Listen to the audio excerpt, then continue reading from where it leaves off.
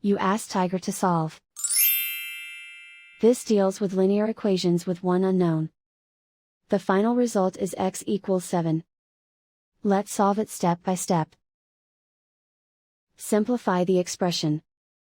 Expand the parentheses.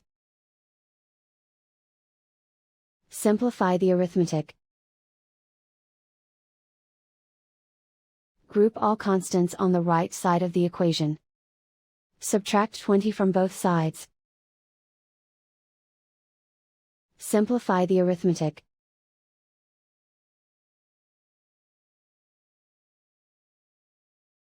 Isolate the x. Divide both sides by 4. Simplify the fraction. Find the greatest common factor of the numerator and denominator.